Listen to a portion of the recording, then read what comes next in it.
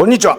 こんにちは。はい、今日はスカジャンです。スカジャンといえばこの方、スカジャン研究家でテーラー東洋企画統括の松山さん、よろしくお願いします。松山です。よろしくお願いします。松山さん、もう今日初っ端からいきなり話題触れていいですか？はい。これ、はい。今着てらっしゃいますけど、はい。すごいの着てますね。僕見たことないようなのが、はい。ここにも置いてあって、やっぱり気づいちゃいますよね。いやいや、これ何ですか？これはすごい珍しいものになるんですけども、はい。何が珍しいかと申しますと、はい。別鎮なんですけど、サテンのスカジャンと同じように、こう切り返しになってるんですよね。この袖下の生地とボディの生地、ね、はい、そうなんです。普通こうやってサテンの切り返しはありますけど、はい。で別鎮っていうのは、ほとんどというか、ほぼほぼ一色で統一されているものが多いんですけど、そうですね。はいはい、このようにツートンというものも存在するんですよ。当時ヴィンテージでも、はい、こういうものがあったわけですね。そうなんです。でも本当に珍しくて、私も2、3回、2回かなぐらいしか見たことなくて、1個はちょっとマニアの人が持ってる、コレクターが持ってるものを1着見たことがあるんですけど、どうしても譲ってくれなくて、でもう1着は実はこちらにあるんです。はい、これ確か別鎮だ。はい、ほほ、ワインといいますか、レッドとこのオフの切り替えなんですよね。大体何年頃のものなんですか？こちらがですね、50年代中期から後期ですね。中期から後期。50年代中期からその別鎮素材っていうのがスカジャンでも使われるようになりまして、そのバリエーションとしてこういったツートンっていうものもできてきてるんですよ。なので今回のこちらの方も50年代中期、イメージとしては50年代中期のものをそうですイメージして作ったと。はい、そういうことです。でこちらなんですけどね、ネイビー×こちらオフ、でこちらブラック×オフ、でホワイトドラゴンとあとタイガーヘッドの今回2着2種類あるわけですね。別鎮の切り替えでやらせていただいてるんですけど、まずこちらから紹介させてもらっていいですか？はいはい、お願いします。まずですね、胸にですね竜と虎の刺繍が施されてるんですよね。はい。でよく見てもらうと分かるんですけど、このようにですねこの虎のこの縞模様のとことか、この地のこのネイビーを生かしてそのまま抜いてるわけですね。そうなんです。すごい立体感があるんですよね。でしかも程よくデフォルメされているので、すごいちょっと可愛らしいと言いますか、そこまでちょっと怖くない、でもちゃんと絵の上手な人がデフォルメしてる、そういった刺繍になるんですよね。でもこちらの竜の方も同じく言えるんですけど、ちょっと笑顔に見えません？口がねバーってかなり大きく開いてますもんね、これね。笑ってるっていうか笑顔なような感じですよね。すごい私もこの刺繍気に入ってます。で背中の方なんですけど、こちらもホワイトドラゴンなんですよね。あ、確かに。でこちらなんですけども、そのベースのこの刺繍を抜いてこの地の色を出している、強調しているところと、あとこのようにグレーの色糸を使ってですね、輪郭といいますか縁取りをしてあるところと2種類使ってるんです。これ白の糸もちょっときなりがかった、まさにここのオフホワイトに近い色味の刺繍ですよね。やはり当時もそうなんですけど、真っ白のブリーチしたような糸っていうか白っていうのは使わないですね。このが雰囲気がいい感じになるわけですね、オフホワイトの方が。やっぱりそのヴィンテージとか見てると、元は白いのに経年変化で汚れるって思われる方も多いんですけど、実はもともと職人さんがちゃんとオフホワイトっていう糸を使ってるんですよ。きなりっぽいね、いい色ですね。それがすごい上品なんですよね。であとこちらよく見てもらうと分かるんですけど、例えばこのパイピングに赤と白のパイピングだったりとか、あとこのリブも白にネイビーと赤、そういうことか。なのでこれ全体的にもうトリコロールカラーなんですよね。赤が差し色でここもそうだし、ここも差し色で入ってという。あとこちらでしたら竜のベロだったりとか、こちらもちょうど口だったり鼻だったりとかでちゃんとちょっと入れてね、トリコロールカラーっていうのを意識してるんですよね。小技が効いてるわけですね、これ。そうなんです。いいなこれ。あとですね、この別鎮の切り替えって、この一色のこの別鎮よりもなんか可愛らしいというか、ちょっとキュートな感じしませんか？そうですね、ちょっとマイルドな。あまり人なんかすごい着やすい感じがしますよね。なんか帽子、今日黒い帽子かぶられててマットな素材じゃないですか、フェルトの帽子が。とかに合わせてもぴったりな感じですよね。そういうことなんですかね。そのサテンのそのこうギラギラしたのじゃなくて、はい、この高級感のあるこの別注素材がマッチしてるというか、いいですね。かもしれませんね。いやこれはびっくりアイテムです。いいですよね。すごく似合ってる。松山さんなんかすごく柔らかく見えます。いや柔らかいですよ私。柔らかいですかね。はい。裏側、はい、リバーシブルですよね。これももちろん。当然もちろんそうです。ちょっと気になりますよね。気になります。はい、お願いします。はい、それでは早速。チンの裏。はい。裏はですね、こちらになります。はい、サテンですね。こういった感じになるんですけどね。で、もちろんそのなんて言うんでしょう、柄もそうなんですけどね。まずお気づきになる点ありませんか。でも白と黒の、まあ比較的オーソドックスなサテンですよね。はい、ただ、別鎮のスカジャンって、ほぼほぼ裏って綿が入っててキルティングステッチが入ってません？確かにそうですね。はい。これ入ってないんですよ。あ、本当だ。はい。で実はこちらもそうなんですけど、ヴィンテージだとその別地の切り替えのものって綿が入ってないもの、まあ2着しか見たことないんですけど、両方とも綿が入ってなかったんですよ。そういうことなんですね。なので今回ヴィンテージに準じて綿は入れてないんですけど、それが何がいいかと申しますと、ちょっとこう見た目ちょっとすっきりして見えません？あ、こうどうしても中綿入るとこう丸っこくボリュームが出ますからね。すっきり着られるんだ。そうなんですよ。そこもすごいいいとこですよね。いいですね。これは確かに言われるまでなかなか気づかない人多いと思います。キルティングが入ってないってことには。なのでこちら着ててもまさかリバーシブル面が別鎮だとは思わないですよね。確かに。はい。そういうこと。そういうことなんです。あとこちら柄の方も説明させてもらっていいですか？もちろんです、もちろんです。こちらちょっと大きめの刺繍なんですけどね、胸の刺繍が。こちらに虎とこちらに竜。で裏を背中を見るとこちらが和紙なんですよ。ああ、いいですね。なのでこの面で和紙虎竜の3大モチーフが揃うんですよね。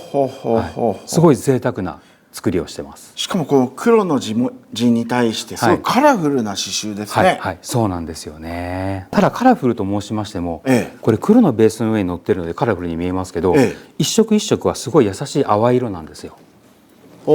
確かにそうですね。なので黒とのコントラストですごいカラフルに見えますけど、実はその日本古来の優しい色です。それは表のこちらの刺繍もそうですね。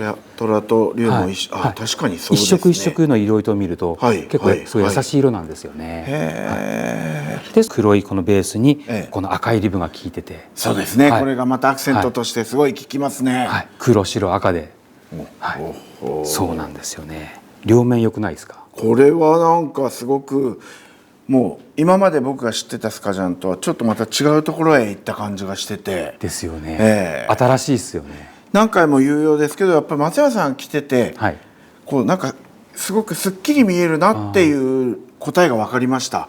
キルティングだったんですね。長綿が入ってないからなんです。はいはいはい。はい。今私が着てるのはこれネイビーじゃないですか。ネイビー。はい。でもう一度こちらブラックなんですよ。はい。こう微妙な違いですけど、比べるとやっぱ全然違いますね。違います。ネイビーとネイビーもすごい上品だし、黒はまたかっこいいですねこれ。そうなんですよ。黒のもうね別鎮って言ったらもうおなじみの色味ですけれども。でこちら柄の方なんですけどね。タイガーヘッドなんですよ。すごいですね。迫力がドーンとでっかい刺繍。本当にやっぱりヴィンテージでも言えるんですけど、全体の虎よりもやはりタイガーヘッドの方が絶対数は少ないですね。こう全身が描かれているような虎っていろいろありますもんね。これは顔だけダンとでっかくね。全体数も少ないですけど、やはりその刺繍の迫力っていうのがすごくて、やはり上手な人じゃないとこの大きな顔っていうのは刺繍できないと思うんですよね。どうしても慣れてないと歪んでしまったりとか、こういった迫力っていうか絶対に表現できないと思うんですよ。バランスも難しそうですもんね。もうこれだけでいかなきゃならない。細かいですね。目の周りとか口の中とかすごいですね。これまた縦紙も。縦紙がこのが本当に難しいですね。こう本当にこう細くこう何回も何回もやらなきゃいけないんで、そこで絶対に上手じゃないとこう歪んでしまったりとかして、とんでもない方向に縦紙が向いてしまったりとか、そういうのも全部考えられて構図が決められてるわけですね。そうなんですよね。素晴らしい刺繍です。当然やっぱり毛並みもありますからね。あとこの牙とかも。